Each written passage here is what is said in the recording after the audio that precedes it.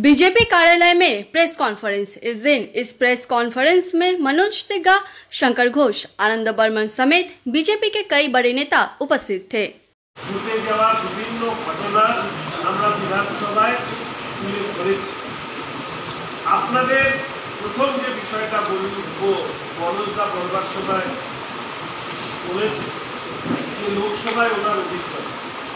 আমার অভিজ্ঞতা হচ্ছে যে আমরা যারা চা বাগানের শ্রমিকদের জন্য কাজ করার চেষ্টা করেছি, কথা বলেছি, সে বিশাল হোক, সে মনোজ হোক, সে গুণা হোক, সে মনোজদা হোক, সে আনন্দ দুর্গা হোক, সে কৌশিক হোক বা যেই লোকটা কেন, আপনাদেরকে বলতে পারি, দেখুন এইখানে একটি স্টেটমেন্ট আপনারা দেখছেন। এই স্টেটমেন্টে ঠিক করে 185-এ আপনাদেরকে দেখাতে পারি আমি আমার সাথে আরও এমএলএরা মনোজদা সহ 24শে অগাস্ট 2023-এ চা বাগানের জমির পাট্টা নিয়ে আমরা 185-এ মোশন আলোচনা করি।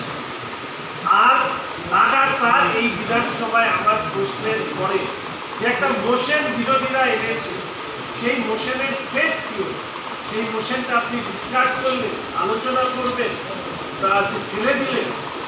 গত শুক্রবার দিন আমাদের মাননীয় স্পিকার সাহেব 24শে অগাস্ট দিয়েছে, আর গত শুক্রবার দিন তিনি আমাদেরকে জানালেন যে এই মোশন বা এইটা সময়ের অতিক্রান্ত হয়ে গেছে, ফলে এটা কার্যকর।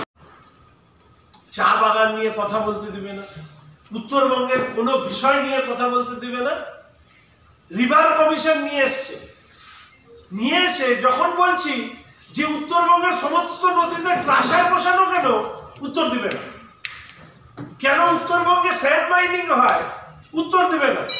এই যে আমাদের আনন্দর বিধানসভা এলাকায় বালাসনে তিনজন বাচ্চা মারা গেল। দুর্গার এলাকায় ও তো জানে ওই বালি পাচার হচ্ছে, আমি আরো গেছিলাম, ট্রাক্টরে লেগে একটা ছোট বাচ্চা, 4 বছরের বাচ্চা মরে গেল। আর বলে কিনা 21শে জুলাই ঘুরে আসছে, আমাদেরকে কে গ্রেফতার করবে? এটা সরকার, এটা সার্কাস, কি চলছে এই রাজ্যে? তৃণমূল কংগ্রেস, শোনেন, কে বেঁচে থাকবে কে বেঁচে থাকবে না বড় বিষয় না। আমরা বিরোধী রাজনীতি করি, দায়িত্ব আয়না ধরা সরকারের। এই রাজ্যটাকে গোল্লায় পাঠাচ্ছে মুখ্যমন্ত্রী এবং অভিষেক ব্যানার্জি, এবং সব থেকে বেশি হচ্ছে পর্যুদস্ত হচ্ছে উত্তরবঙ্গের লোকরা। মিলিতভাবে যদি সরব না হই আমরা,